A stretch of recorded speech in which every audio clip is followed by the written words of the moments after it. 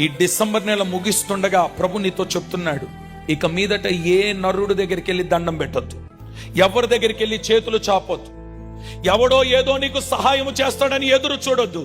ఒక్కటి గుర్తుపెట్టుకో, నీ మధ్యలోనే ఉన్నాడు ఆయన. నీ కన్నీరు తుడిచేవాడు ఎక్కడున్నాడు?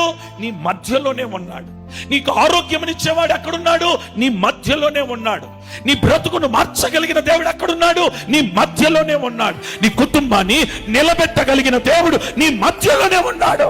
నీ సహాయం కొరకు ఎక్కడెక్కడో తిరుగుతున్నావు గల కారణం ఏంటంటే, దేవుని గురించి విన్నావే కానీ నీ మధ్య ఉన్నాడనే సంగతి నీకు తెలియకపోవటం వల్ల. నీ పరిస్థితులు ఎలాగున్నాయనంటే, ఎంత కాలము మందిరానికి వచ్చినా దరిద్రము, శాపము నీ కుటుంబాన్ని తరుముతా ఉంది గల కారణం ఏంటంటే, విన్నావే కానీ నీ మధ్యలో ఉన్న దేవుని కన్నులతో చూడలేకపోతున్నావు.